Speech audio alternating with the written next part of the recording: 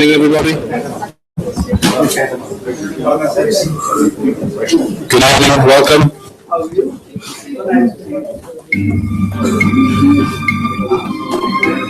Good evening, welcome. My name is Richard Everett. It's my pleasure to welcome you to the British Council. I'm the British Council's Director of Education and Society based here in New Delhi, and it's my pleasure to welcome you all to the British Council this evening, to the British Council Library, which is sort of considered the beating heart, really, of any British Council office is its library.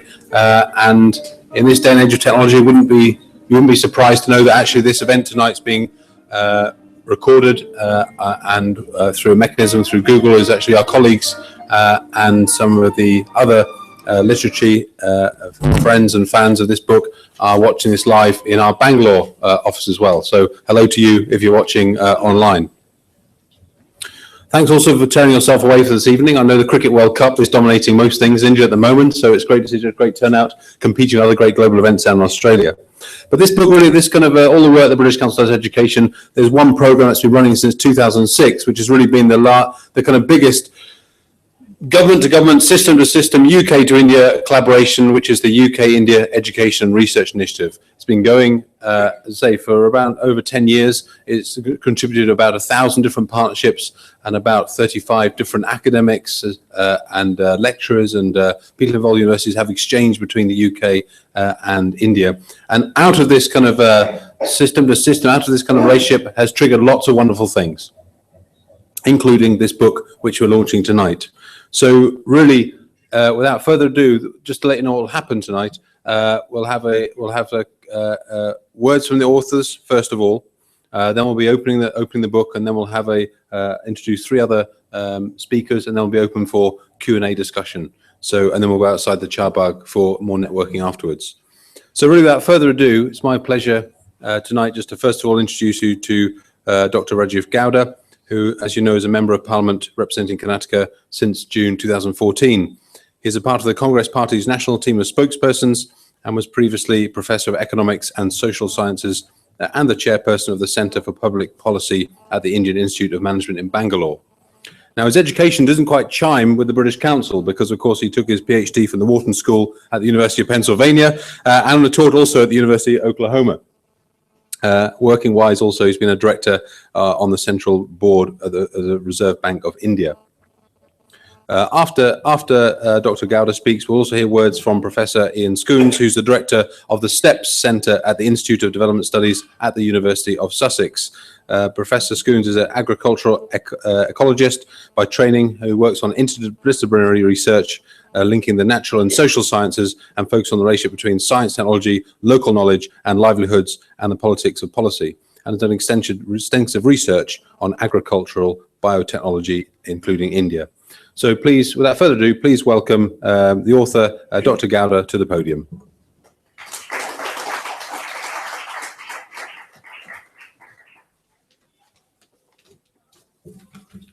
Thanks, Richard, and good evening, and thank you all for joining us at the launch of our edited book.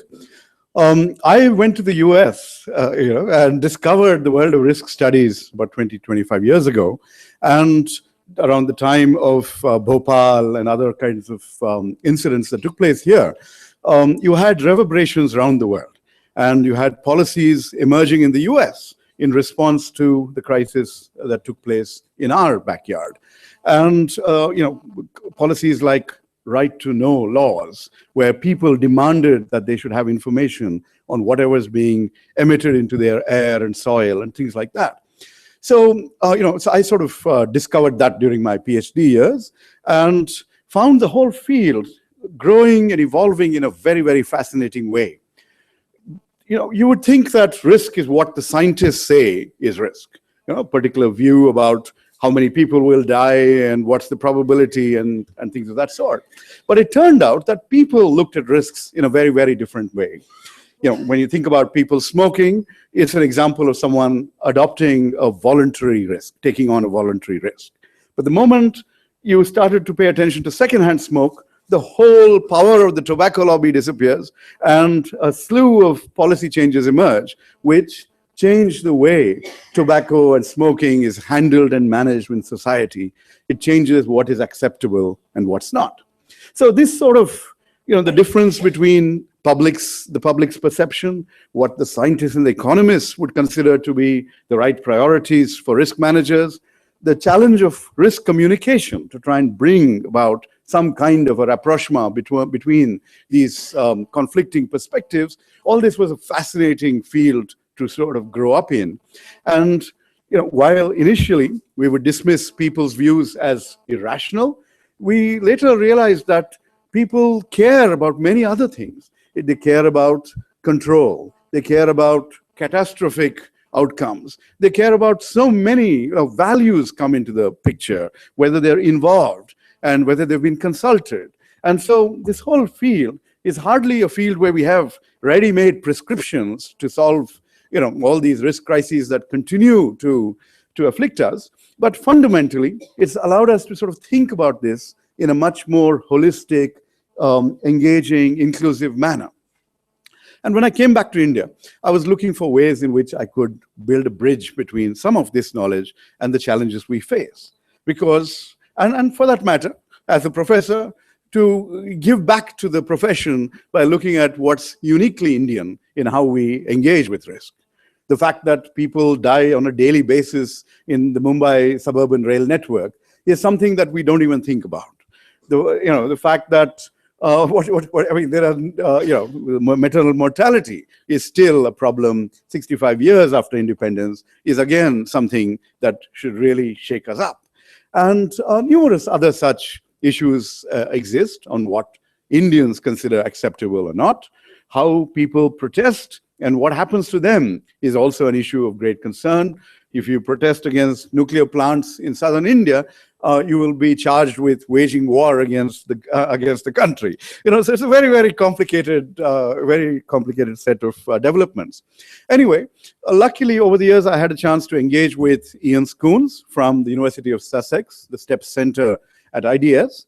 And once we said, look, there's this wonderful new UK-India education research initiative that the two countries have launched. I think Prime Minister Blair and Prime Minister Manmohan Singh were the progenitors of this whole partnership.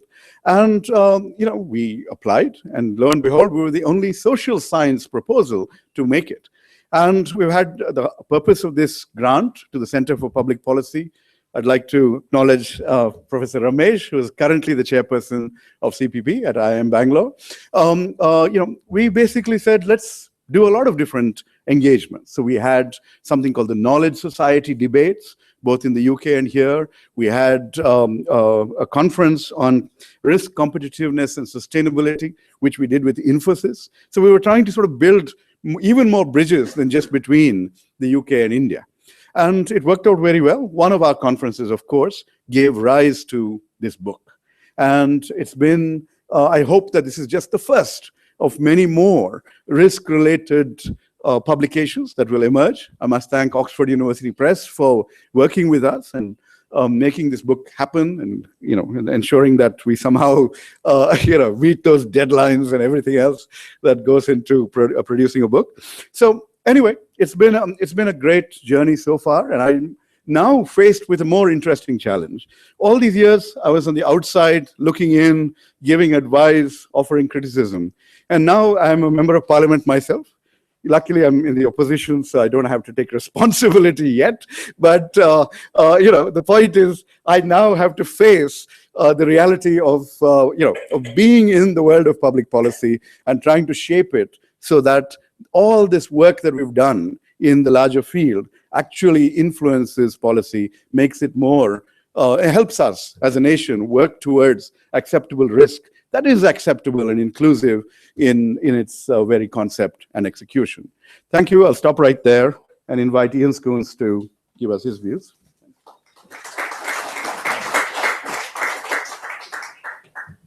Thank you, Rajeev, and thank you everybody for coming.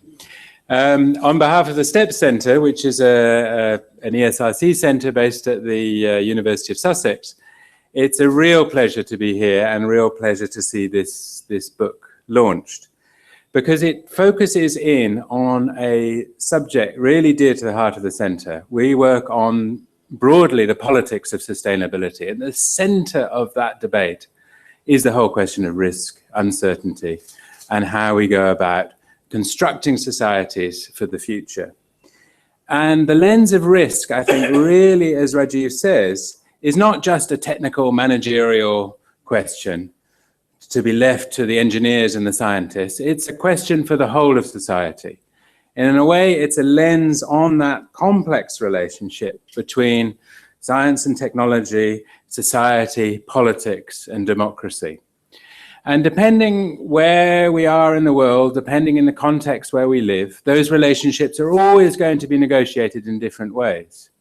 So in Northern Europe, where I am based, there was a debate mostly coming out of Germany in the early 1990s by Ulrich Beck and others around the risk society, this claim that we were entering a new age of modernity centered on questions of risk. So a lot of this book is questioning, well, what does that mean in the Indian context? Because that was a very particularly culturally rooted concept of risk. What does this mean in India? And the conference that this book emerged from was really fascinating because it has, as the chapters show, cases from agricultural technologies, health risks, nuclear energy, earthquakes and natural disasters, and much, much more, all of which are different dimensions of risk negotiated in particular social contexts. So on behalf of the STEP Centre, we're really delighted that this book has come out. And congratulations to Rajeev and Raphaelle, who's unfortunately not here with us this evening. She's currently in Nepal. And also thanks to the UKERI team and the British Council team for hosting this event, and Ramprasad Alva for facilitating it all as well. And as Rajeev mentioned, this UKERI collaboration that started in 2007 between IAMB and the STEP Centre at Sussex has been remarkably productive. We've had, as you said, a whole series of events, this being one.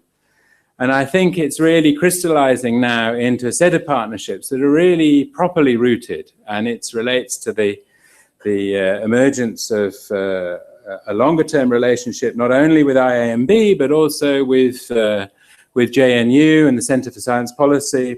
Professor Dinesh Abrol is here. That the STEP Centre has this longer term relationship.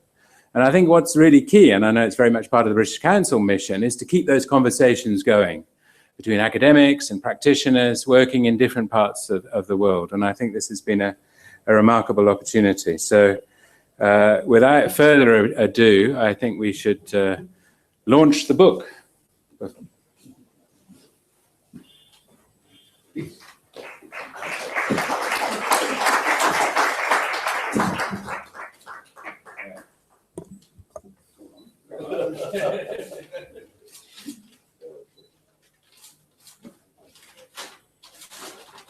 Yeah, right, good.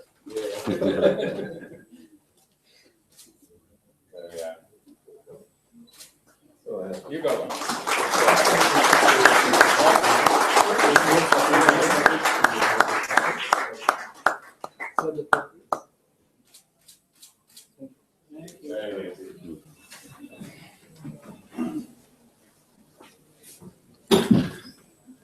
Very good. We're now going to hear just three short commentaries from our other distinguished guests this evening, first in this order. So first of all, we'll have Professor Shiv Visvanathan, who's an Indian public, intellectual and social scientist, best known for his contributions for developing in the field of science and technology and the concept of cognitive justice, a term that he coined for his own.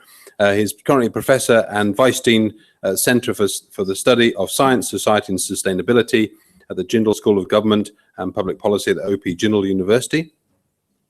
After that, we'll hear words from Mr.Keshav Desiraju, who's currently the Secretary Consumer Affairs and was previously Secretary Health and Family Welfare at the Government of India, who was IAS officer for 1978 batch and alumnus of the Universities of Bombay, Cambridge and Harvard, and of course has extensive experience in the domain of health policy. And finally, we'll hear from Dr.Nafees Meah, who's currently the director of the Research Council's Research Council UK India office, and was previously the head of science at the Department of Energy and Climate Change, and was educated as a chemist at the University of Manchester, Toronto, and Cambridge before taking up several positions with the government in London. So first of all, please let's welcome Professor Shiv Visvanathan.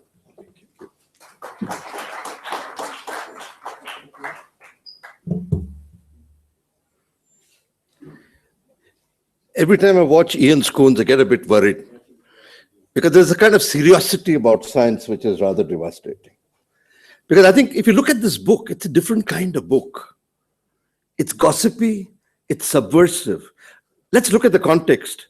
Within the last week, 2 MPs from the Congress party, Jairam Ramesh and Rajeev Gowda, produced 2 separate books on science, which could be primers for the BJP regime.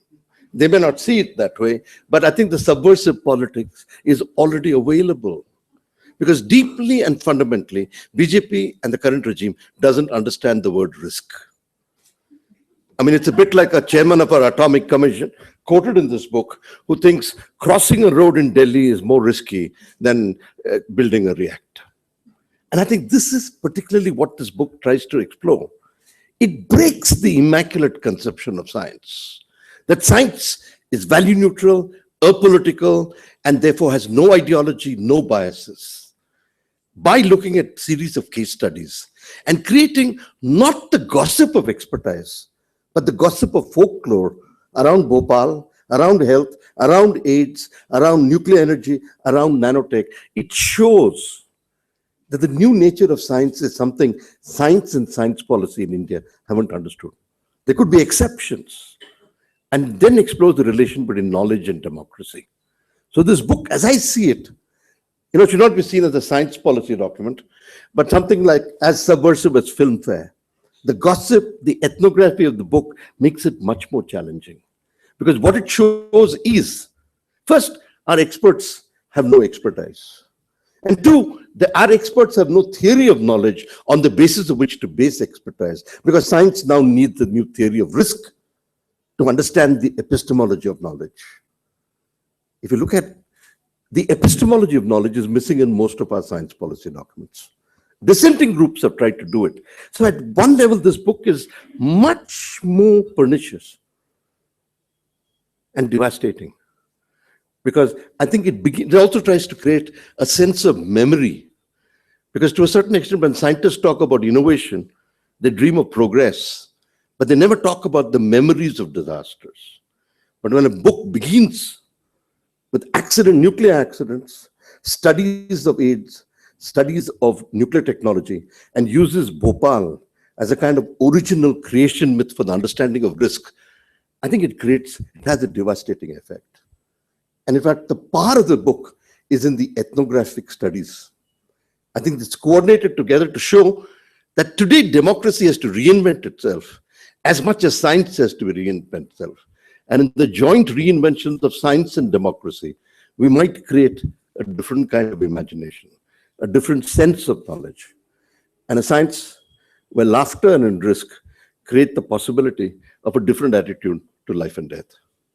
Deeply philosophical, deeply gossy, thoroughly ethnographic, quite enjoyable, but don't take it seriously. Thank you.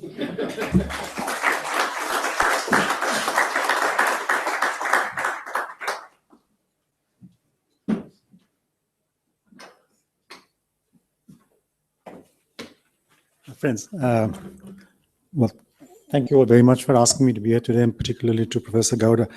I regret that I'm not immediately familiar with Professor Gowda's very extensive work in the area of risk studies, but I must say that I'm glad that this book has come, because this helps people like myself who are unfamiliar with the notion to begin to get to grips with some of the more interesting ideas that abound in this branch of study.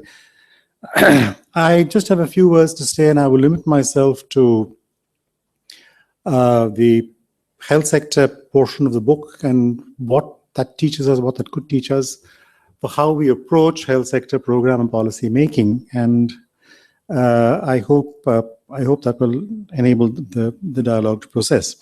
Now, there's a very interesting statement in this book, which it says, the authors say in the introduction, India abounds with risk. It is inevitably the poorest, uneducated, most vulnerable and marginalized sections of society which bear the brunt of these risks. And I think that really is at the heart of what what this book is trying to say. And when I think one should also understand that while it doesn't say so, one should possibly also look at women as a category of the population that inevitably suffer the risk consequences of actions known or unknown of a whole range of government policies. It's something that we would do well to bear in mind. Now, there's a great deal in this book about maternal mortality and studying of the possibilities of institutional delivery as a means of reducing maternal mortality. And this has been discussed in some detail using data from Karnataka, the same region visited twice, once over 96 to 98 and once over 2007 to 2009.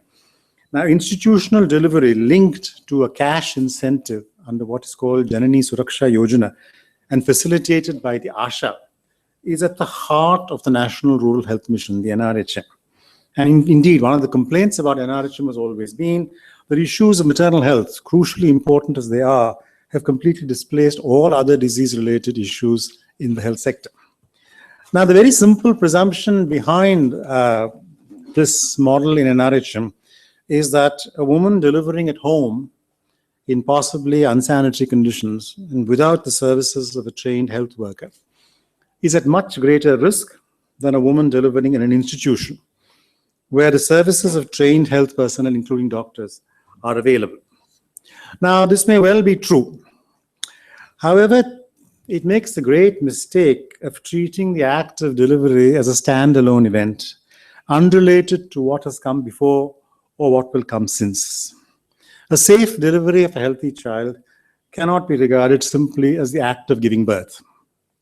A list of relevant factors must include the woman's age and reproductive history, the occurrence of consultation with the A&M at regular intervals during the pregnancy, her nutritional status, the access of food in her household, the near certainty that she is anemic, the woman's quality of life, the question of whether she is a victim of domestic abuse or any other kind of abuse, including alcohol-related abuse.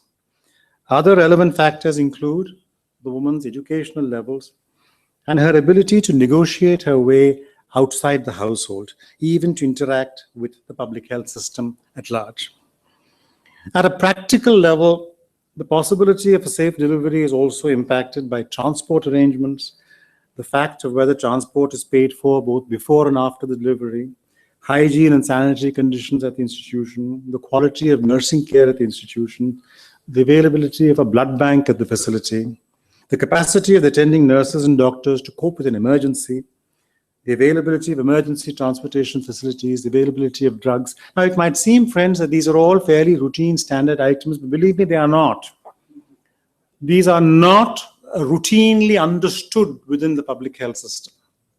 And when people plan for reducing maternal mortality or reducing infant mortality, they hardly ever attend to the question of what are all the other impacting factors that are greatly increasing the risk of mortality in this particular situation.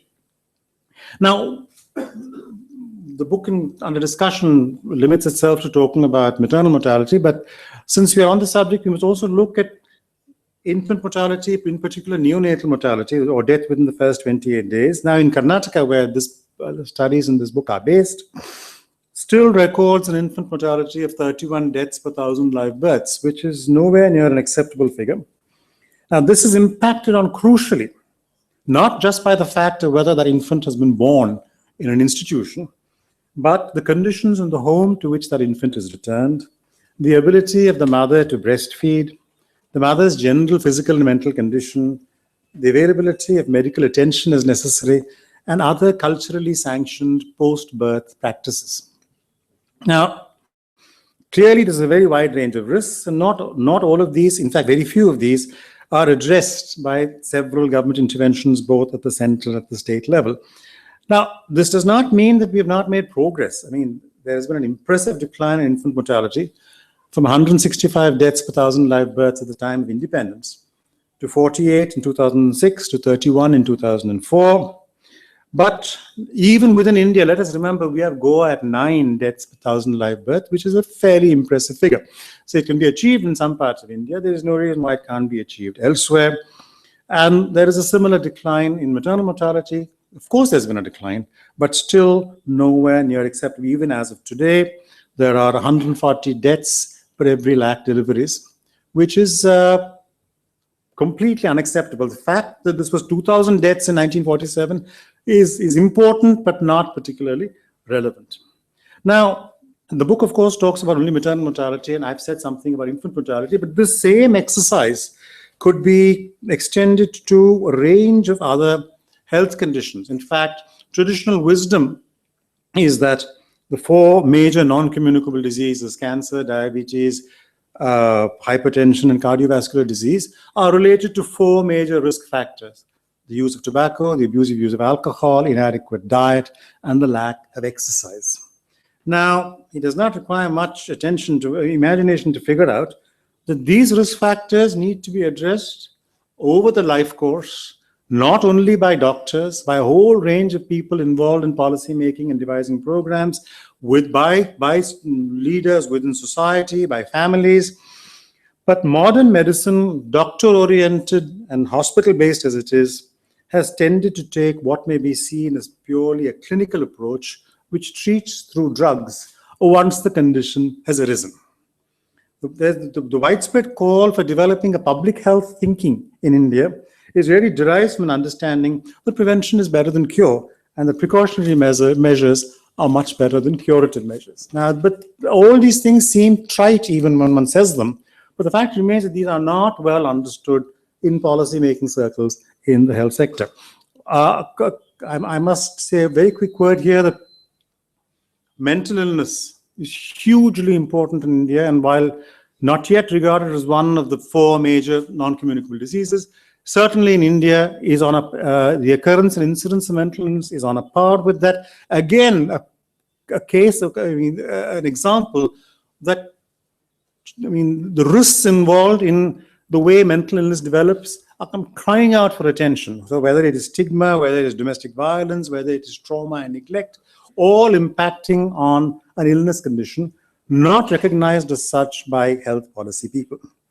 So I think this only leaves the question. I think the hugely important issue has been brought forward. And I think, how then do you address this? How do policy people, whether in the health sector or elsewhere, clearly in the short term, public consultation? And it's interesting, when I look back on my 37 years in government now, as to how much more there is of public consultation now, whether it is in the drafting of legislation, whether it is in the framing of programs, whether it is in, anything that what formerly used to be done solely out of the bhavans in Delhi, without consultation even with the state governments, and I'm talking now about the late 70s, the early 80s, things have actually changed substantively till then. But clearly, public consultation, we need some discussion on whether Panchayati Raj institutions are a base for such consultation or not.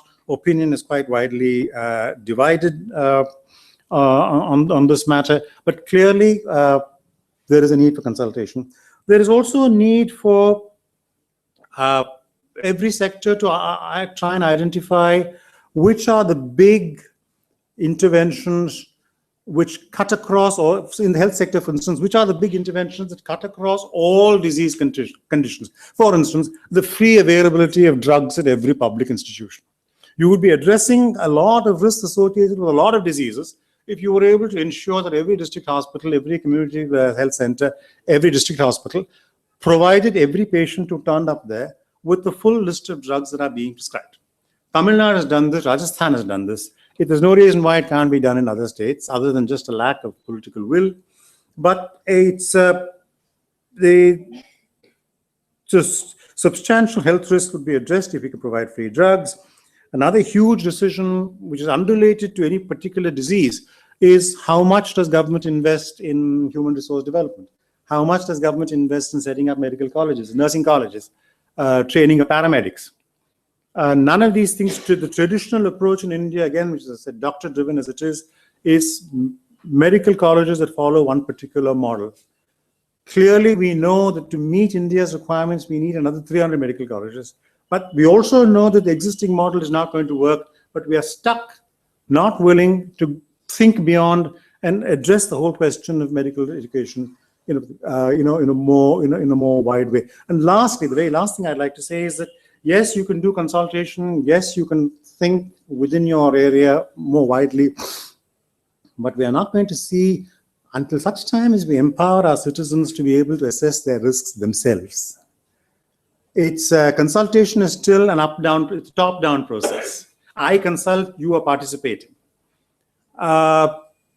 It's only when we are in a position to say that every citizen, in whatever situation she is placed, is in a position to make up our own mind about what is going on. And do I want this or do I not want this? That really is an ideal that I think we should all be working towards. Thank you.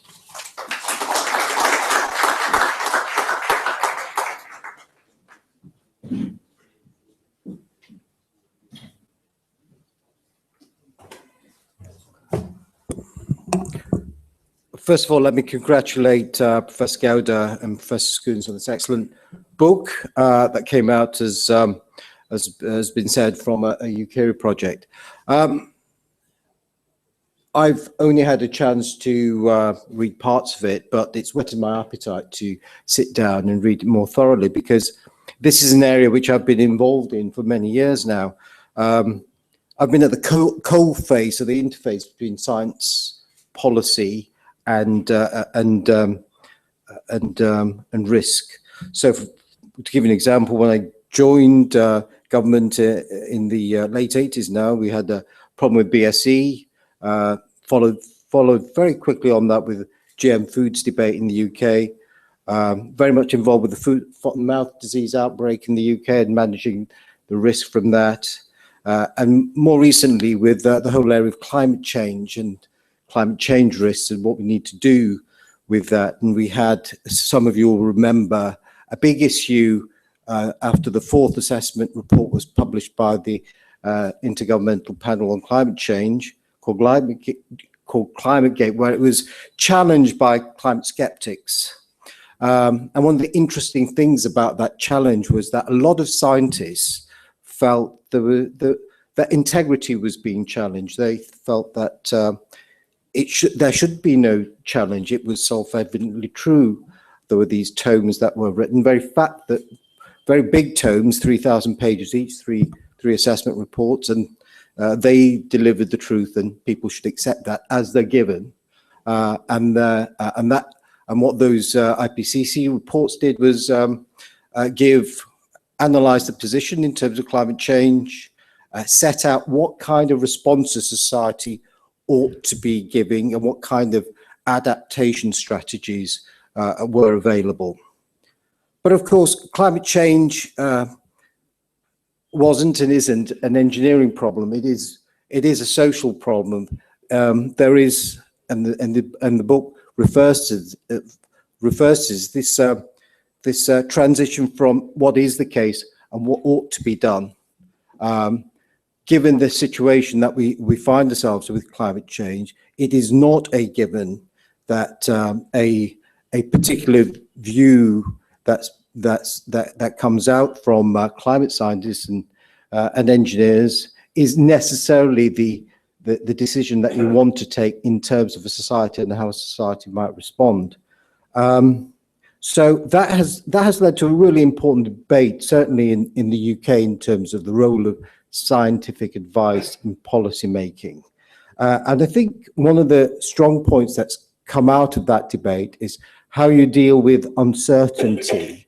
And if you look at the fifth assessment report of the Intergovernmental Panel on Climate Change, it's quite detailed on how you deal with uncertainty. But one of the problems I find with the new analysis is that, like many things, it mathematizes the whole issue of uncertainty. So you're left puzzled, thinking, well, we had this view that the way that science operated provided some statements that could be true or had met certain truth criteria, but now we have this very complex process by which we kind of hedge and qualify what we're trying to say. and put it in a form that's in a very mathematical language that a lot of people would not understand. Now, the question for me is, what does that mean in terms of democratizing the debate about risk? Because I think that's one of the most important words in the title there. And I very much agree with the previous speaker in saying that I've seen in my career in public service for the last 25 years or so, a move away from experts sitting in rooms and deciding things to much more of a consultative process. But I also agree that consultation is at the moment a little bit one way. And what we need to do is get more of a participative process. And the challenge, and I think this is true in the UK and Western Europe, as well as in India, is how do we get that participation? An interesting article I read many years ago, and I looked back at it this afternoon because it kind of, just flicking through the book, kind of triggered some thoughts in my mind. And that was a paper by a professor from LSE called Michael Power called Risk Management of Everything. Now, there's a huge industry in the UK and in the US and Western Europe about risk management. And from this huge industry, there are thousands of consultants. You just have to Google and you'll find lots and lots of them who purport to tell you that they can control things. If you followed their particular version of their particular process, you'll be able to control risks. And lots of organizations buy into this and have internal control processes, etc. But the point that Michael Powell makes is that what's happening is that it's changing from becoming management of a risk to management of a reputation. So it all becomes very defensive. It becomes a process where a company, an organization, a government department, instead of managing a risk out there that might exist and people have different perceptions of it, becomes a process of managing their reputation in being seen to be dealing with a risk. And I think that's one of the things that we need to avoid. Because another point that comes out of the book, and which I very much agree with, is this whole issue about social construction of risk and the need to understand the sociology of that. It is the case, and I deal with quite a lot of government departments in India, is that there is a very scientific, technical perspective on the way issues of development of things like energy, delivering energy, are viewed. There's very little at the moment here in terms of what is the kind of social construction of that risk. What are the different groups that different perspectives that they might bring to these issues. So that's why I think it's a really important book. I'm very pleased to have been invited to sit on the podium and talk about it. And as I say, I looked at it today and it certainly has whetted my appetite to read it more thoroughly. So thank you very much.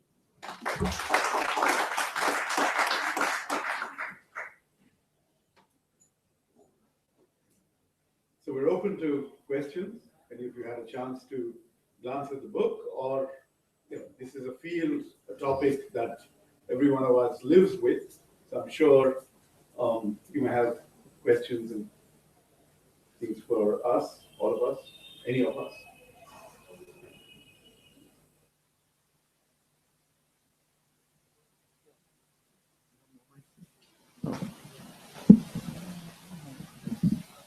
Yes, go ahead. We need to. Since Bhopal has been the reference point here, I was part of the team which did the first report, which later became also an input into the Visvanathan committee. And I also was involved with the formulation of the EPA, the Environmental Protection Act. I was at NISTADS. I did a big report on that. I'm wondering, the kind of suggestions at that time we gave in terms of building the institutions, which would actually allow democratization of the management of threats. In fact, a lot of water has flown since then. And it happened under the UPA government and under the Congress government that we saw some of the, dilution of the very institutions which were sought to be built even in 1983 through the technology policy statement, like TIFAC, the technology assessment thing, and the whole thing was put on OGL once the liberalization began. What do you think? What's the way forward? Well, in the book, I have a chapter which looks at going beyond governmental solutions. I've picked up on the American response to Bhopal, which was to ask that information be shared, right? And once information is shared, if that information can be understood or utilized by by academics, NGOs, anybody, then you turn this disclosure into a way of assessing which company is behaving well and which is not, etc. And that public pressure not to look bad, or the pressure to not to look bad in public, can force changes in corporate behavior, which may be much more powerful than anything that a regulatory mechanism may actually come up with. Because in the US, for example, there are, if you go to a website called scorecard.org, you will see you will see that it's publicly available data with a web interface put forth by Environmental Defense, an NGO. And there, if you plug in your zip code, it tells you who are the top 10 polluters, with the levels of, of what they're putting out, etc., in your county, in your neighborhood, in your zip code. And no CEO is going to say, I want to be number one on that list. Their immediate reaction would be, get me off this list, right? So that has had actually more impact than, an extraordinary environmental protection framework. So I'm just giving you one example of different ways in which one can respond. And some of these are creative responses. They're not going to be exact. It all depends on public pressure, what's visible, what's picked up and utilized by NGOs. So lots of complexities in how how this field will evolve. I was just mentioning to Keshav Desiraju when he finished that consultation is another example that could help enrich the whole regulatory process. But whatever we've seen of consultation, whether it's Jairam Ramesh's BT Brinjal consultations, or whether what TSR Sivaramayan's committee tried to do, there was sort of a perfunctory effort at reaching out and listening to people. All these suggest that the entire field is very much evolving. And so I don't have exact responses for you, just to say, let's keep an open mind, let's pay attention to diverse perspectives. There is not just one governmental response, but there is a range of, fairly fluid possibilities out there. And that's what this book tries to, trigger thought and ideation on. Anyone else wants to respond to this? Yeah, sure.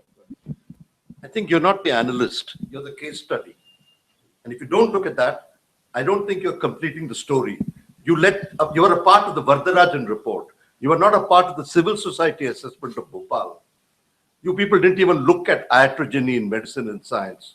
Second, wait, let me finish. Because I think one of the things you got to be careful here is the scientist takes over the critique of science. You talked about democratization. You had no word for the epistemologies of science and the developments thereof. I think one of the things we have to do right now is to look at how dissenting and radical science was neither dissenting or radical enough. And I think that is the incomplete part of this book. Since you have directly addressed it, Yeah, I have think to me, you want me to reply, I can reply. But if that's the kind of dialogue you want, that I'm willing to be.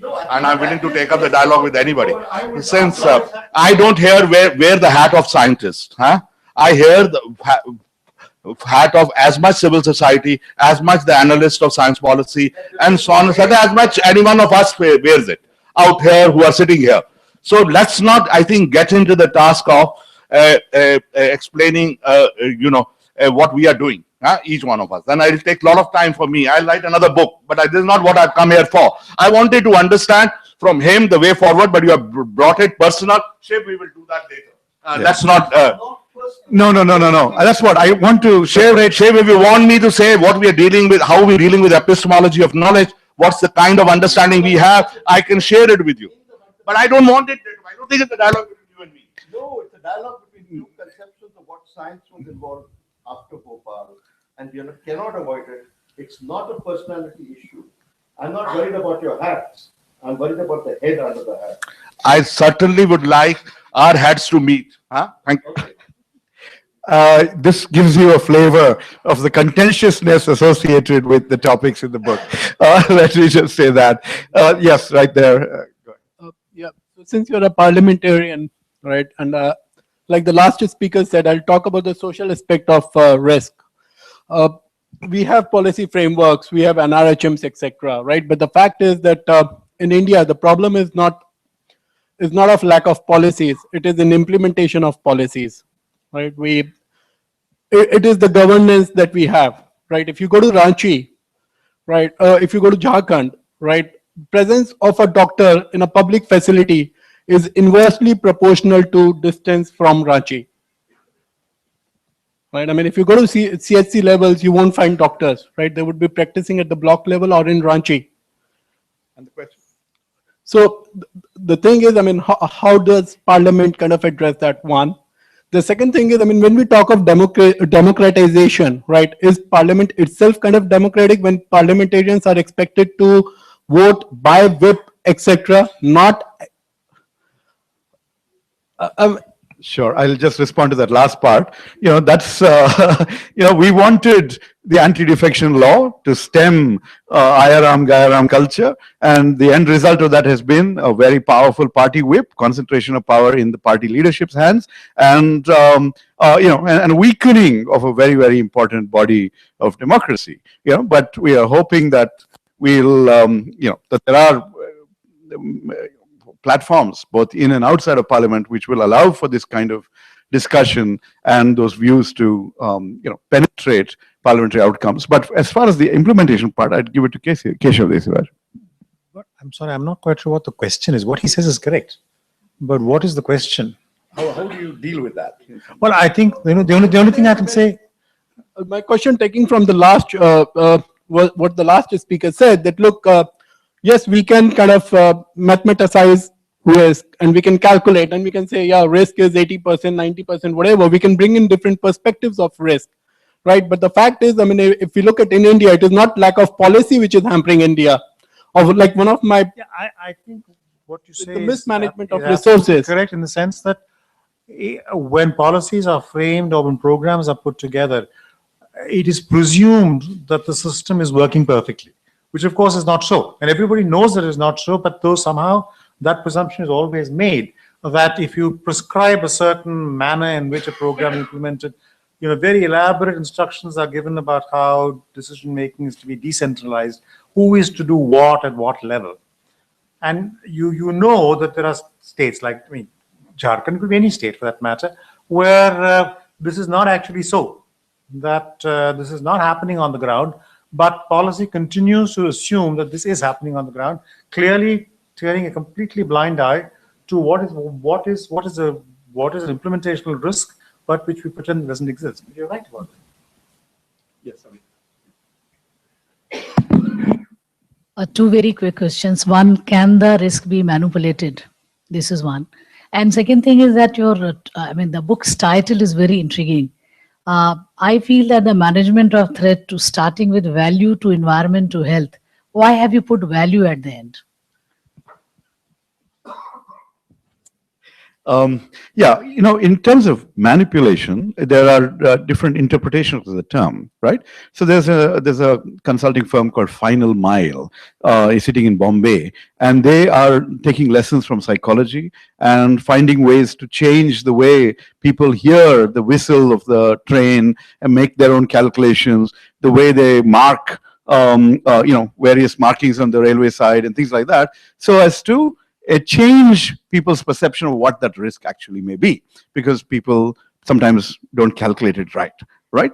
So that's one way. Otherwise, a lot of manipulation takes place. In fact, in my contributions to this field, it's mostly been about the politics of it, how different perspectives emerge in a very, very contentious political environment, and what is privileged, what's not, and what ends up emerging as part of public policy. So if you take a risk that we don't touch, women's safety related risk, the Nirbhaya incident as a salient risk incident, to put it in academic terms, has led to formation of a Verma Commission. We are trying to see whether the Juvenile Justice Act will be amended as a result. So, a risk incident can trigger all kinds of changes, but are those the appropriate rational ones to, or the appropriate ones? I want to use the word rational here, especially in a political context where there's a need for the government to seem to be very, very strict on juveniles who may be indulging in these sorts of violent acts. So it's a very complicated world out there, and that's where the values also show up, right? So what is our societal value? Who is, in this same example that I'm giving you, who is a child? Is a child someone until the age of 18? What do you do with increasing reports about people below 18 involved in violent crime? What is our value as a society?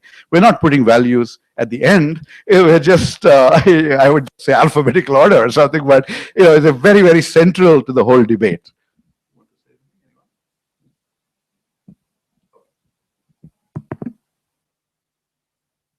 I make a compliments to Rajeev for your beautiful book. Very well done. The only comment I have about the book is that it does not give much attention and much justice to the physical side of disasters. For example, there are tsunamis, earthquake.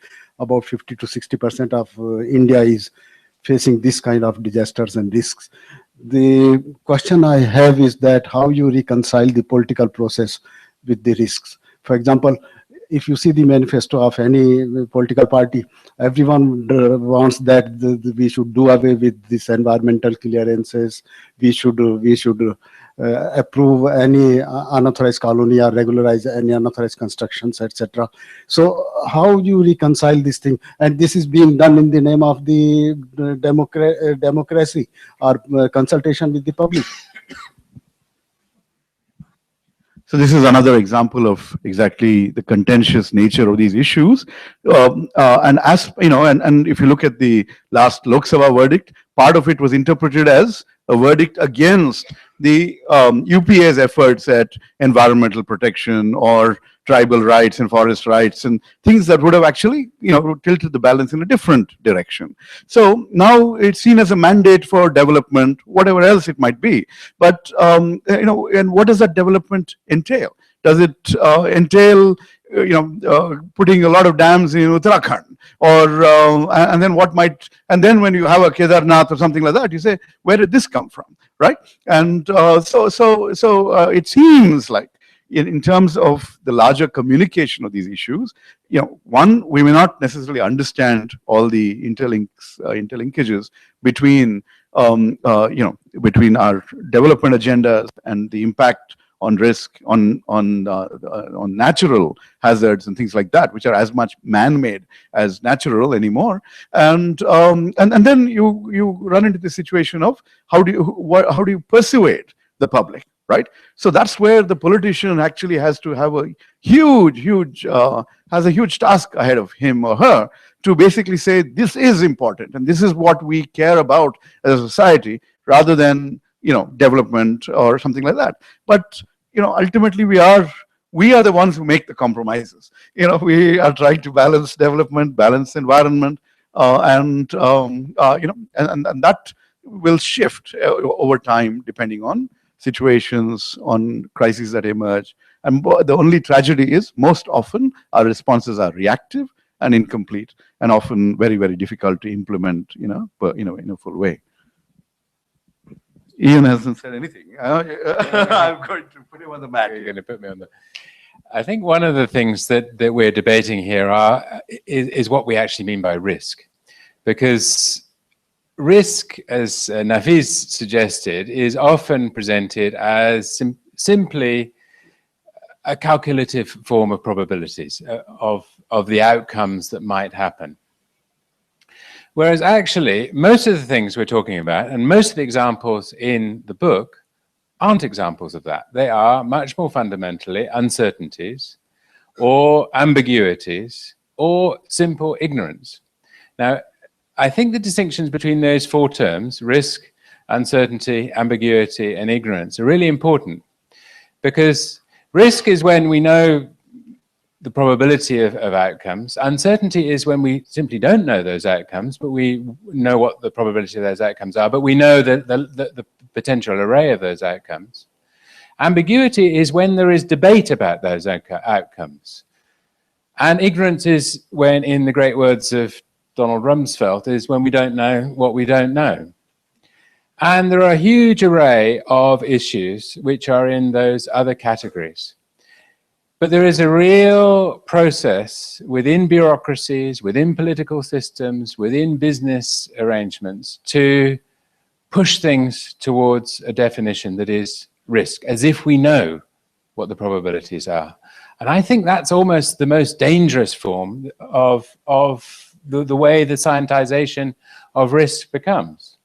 Because actually that's a fundamentally undemocratic process.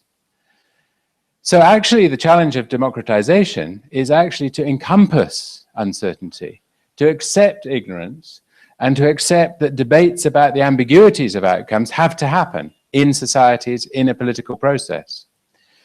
But one of the most difficult things of a politician put in a TV studio to admit is uncertainty. I don't know. So my question to Rajeev, now you've moved across the fence, is whether uncertainty is a thing that either in the bureaucracy or on the political realm that we can cope with. Because I know in the UK system, it's anathema to either civil servants or politicians to accept that there is uncertainty there. And the problems that Nafees mentioned around BSc, foot and mouth, were exactly a consequence of those of that misunderstanding of what we mean by risk. Yeah, since a lot of policy decisions get made on, TV, this is really a problem. Thanks for bringing the dimension to it. Yeah, I think that's right. We've got to be careful not to throw the baby out the bathwater. Science is absolutely important. Science done well is absolutely important to provide evidence for policy. But it, as the various authors in the book say, you can't go from what is the case and what ought to be done. And that's the important thing that scientists ought to have a little bit humility about. But on the question of uncertainty, I wrote a few years ago looking at this issue, because policymakers are instrumental. They have to be instrumental. They're in the business of making decisions that affect the world outside. So they want evidence on the basis to make instrumentalist decisions. Can't get away from that. And the issue about uncertainty becomes absolutely crucial there, because if you just kind of Google uncertainty and look for synonyms, words kind of come up with are ambivalent, blow hot and cold, be in two minds, conflicted, dubious, insecure, lack of direction. My favorite was wishy-washy. But uncertainty is at the core, because what are the policies that we are deciding on, whether it be prison policy or whatever housing policy, there's going to be irreducible uncertainty and ambiguity, and that's what we ought to be having the discussion about. And just suggest that it's not just for politicians to talk about, but for wide society to bring different perspectives to. So we'll make these the last three questions. Okay. I've just had a quick glance at the table of contents. So it's really inadequate for me to determine whether value has been covered in the book. But my perspective is perhaps building on your question, that democracy itself is a value apart from being an instrument, and management of threats to environment health is value-based. And what kind of values or ideology a country chooses to subscribe to is enshrined, I guess, in the constitution of a country. And there's been a lot of hot debate about that in India. So this is the comment. So my question is there some centrality given to examination of value in terms of the theory of risk? Because Ulrich Beck has since the 90s been working on a theory of risk and ambiguity, and he's been critiqued plenty. in the West, and there've been propositions to what could be alternatives to his definition. I'm wondering whether there's any scholarly theory attempting a definition of what is a risk society in the Indian or Asian context, especially in context of violence against women and violence against children, because there are a lot of children disappearing in India, young children, and violence wreaked on children through very legitimate instruments, through schools and teachers and teaching processes, sometimes which people just turn a blind eye to. So those kind of risks to women, violence, and whether there's a theory of that.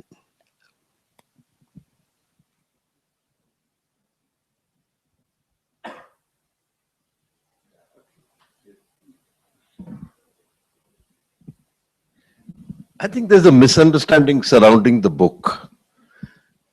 The idea of risk that they're talking about is not the ordinary notion of risk. It is about how risk and scientific risk faces issues of irrationality within the epistemological structure of science. And in that sense, they're not talking about risk in business. What they're talking about is actually the politics of science, not the politics of politics. If you miss the point, I think the power of the book is lost. It can't really be applied to many of the issues you're talking about. Because if you look at the case studies, many of them are either about disasters, about futuristic technologies. I don't think you can apply that book to the standard understanding of rape or missing children. That would require a different thing. In fact, if you look at it, it's the ideas of ambiguity and ignorance that you have to develop. And in a way, you ignore the later work of Jean-Paul Dupuy and others on the distinction between epistemological and ontological risk. So in one sense, the theory of risk is incomplete. What we are really facing is how does science confront the irrational within itself? And that becomes the problem in the relation between knowledge and democracy. This book is not a handbook for democracy. This book is a handbook for democratization within science. If we oversell it, we undermine it. At the risk of disagreeing with Shiv, let me just sort of point out. No, I have tried to extend the boundaries. I have a book chapter on something called Megan's Laws. This is, a development in the United States where released sex offender, raped and killed a neighbor of his, a young girl who lived next door. And the parents basically came out and said, if only we had known that a released sex offender was in our midst, we would have taken more care. Now, so they asked for information provision, right? And that idea caught on like wildfire. Every politician in the US, politicians can propose laws and get them passed. So in every state, anyone who wanted to show himself to be tough on crime would stand up and pass a law like this, which nobody can object to. Now the question became, what happens when this information is out there? It turned out that in California, anyone who was caught sort of a same-sex activity 50 years ago was still listed on when it was illegal, was still listed as a sex offender somewhere, and they would suddenly be at risk of losing their jobs. How do you manage released sex offenders if they now fear vigilante attacks, can never get reintegrated into society? The science of recidivism, who is going to offend again and who is not well developed. We don't know. So in these sorts of tremendous complexities in that context. But I was using that subject to contrast 2-3 things. One, there was this notion that information is always good. And here I was saying too much information or information not handled and managed more carefully can result in complications. The other part of what that chapter was trying to do was bring in the politics, into risk policy, saying, look, the moment a solution like this comes up, everyone will jump on it. And then I contrasted this with the UK experience, where the News of the World, now defunct, basically tried to come up with a similar law there. But because maybe trust in the police system is different, maybe the way these things are handled, that something called Sarah's law, if I recall right, did not go through. So this was the, but so the field is open to these kinds of explorations at the edge, but maybe, it's not something that's that well publicized, but, we could use a lot more work in these domains. Yeah. Oh my God, many more questions now. Yes, go ahead first, and then. Thank you.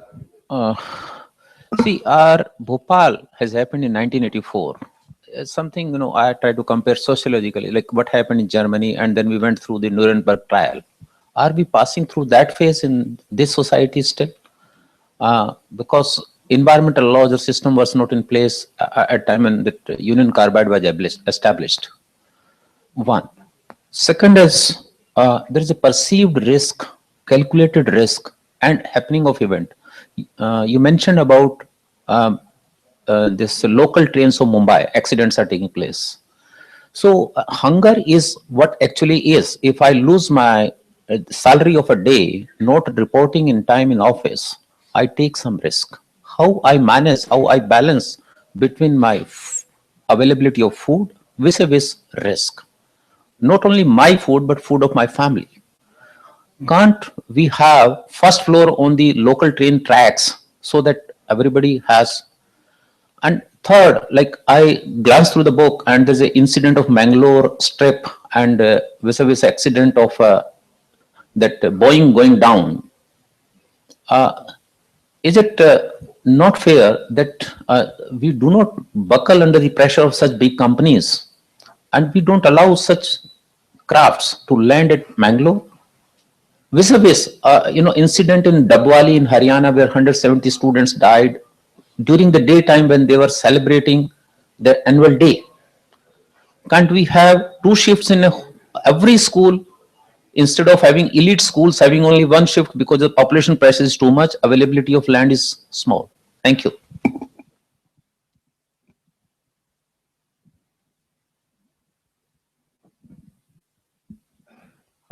I think those are all issues that are worth exploring further. But it's not the government's response, say the Indian Railways, is to create a safety, setup that prevents anyone from being vulnerable to attacks that may require all kinds of other protections, on the tracks and things of that sort. So I think I also worry about this every time I hear about there's a cyclone warning and so many fishermen. I keep thinking, why can't they be without? Why do you want to take that risk on that particular day when such a severe storm is coming? So I understand what you're saying about survival pressures, but these are things that we need to study them a lot more to understand them better, to come up with better policy responses.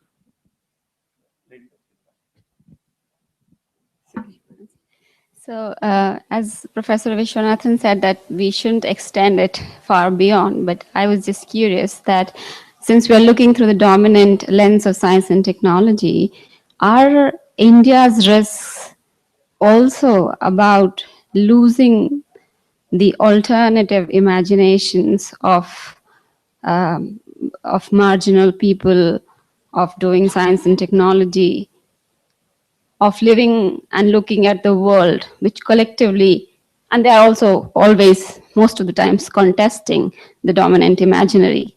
So are India's risks also about losing these alternative imaginaries which collectively constitute democratic imagination in India?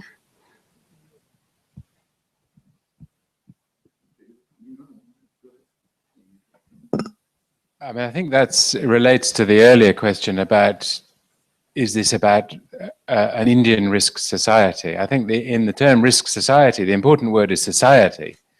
And what you're talking about is the changes in society and the knowledge capacities and the value bases and the livelihood struggles that exist at the core of that society. And that constructs risk. That constructs what is important in risk. So Ulrich Beck wrote about Germany in the late 1980s and early 1990s, a very particular cultural moment in a part of Northern Europe. You can't translate that book to the world, as, to be honest, he subsequently did. It was an interesting insight into a moment in a place. I think what this book does and begins to do is to do it for India now in the context of a variety of debates that are pertinent to public policy and livelihood questions here. But it does suggest the question, as you rightly say, about what's excluded by our construction of risk in a particular way. And I think that is very much about how society sees risk. So that's when I look at the term risk society, I start with society and think about risk in that way, rather than the other way around, which is often the way that debate is presented. Can I just emphasize that point about social construction of risk and bringing to bear the different perspectives, because I think that's absolutely critical. And the point about being specific to communities is also crucial, because UK's risk, a book titled The UK's Risk would be a different book from a book titled India's Risk.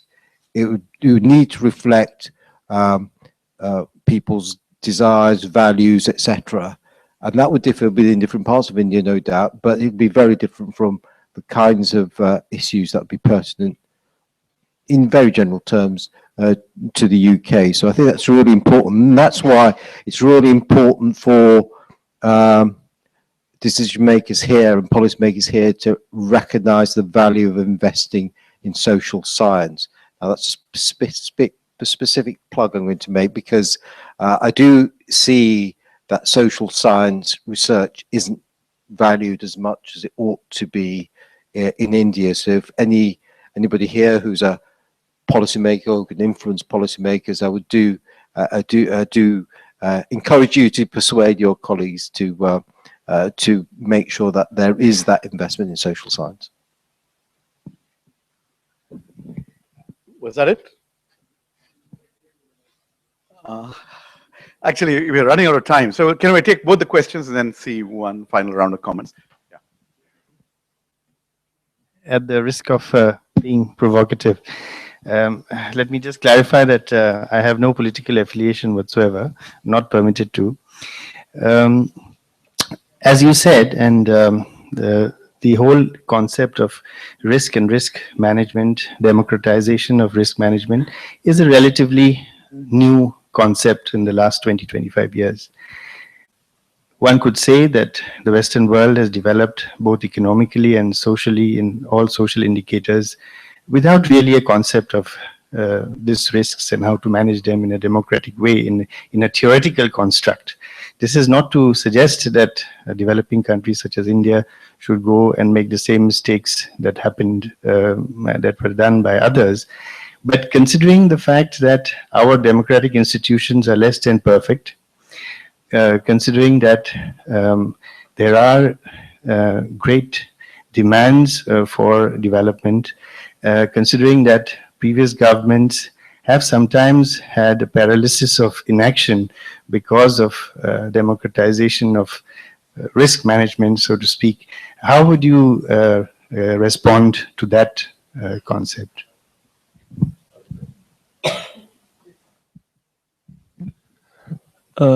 Just now it was mentioned that the book is talking about the democratizing of science and technology. I want to mention some case as a student of toxicology. Recent case was, I want to mention Watson Nobel laureate, the research of him was criticized because of some reasons. And my question is that from that debate, from that criticizing of that research, my question is that what kind of research should be done and how research should be done? Because the democratizing of the science and technology is talks about that what kind of science should be done. So in many questions are there, but I want to, I think this question, the answer of this question may cover the many questions I have. Thank you.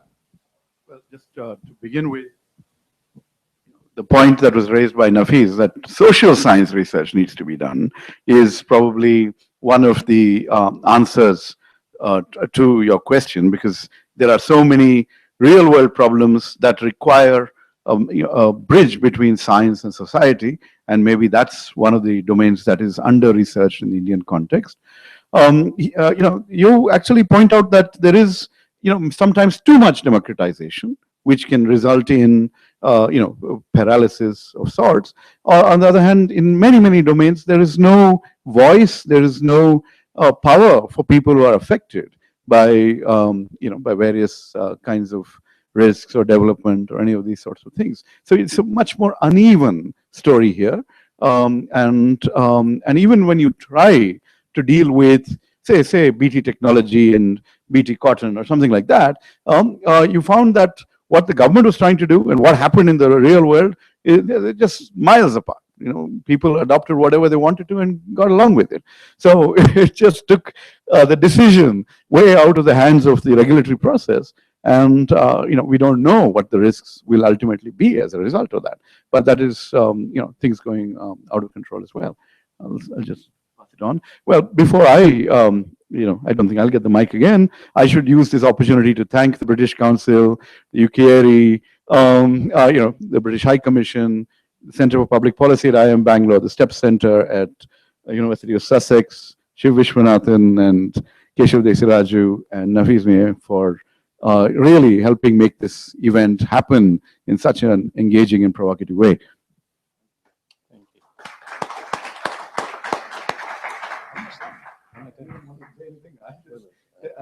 I think people will want to go and informally chat amongst themselves. I think just it only leaves it to me, first of all, just to make some vote of thanks at the end. First of all, thank you for taking part in such a rich and interesting debate, and especially those joining online in our library in Bangalore. And so really, first of all, let's just give a round of applause to the joint authors, first of all. And secondly, for the other three distinguished panelists who brought some rich input to the debate. And now I invite you all to join us all in the Charbagh for high tea. Thank you.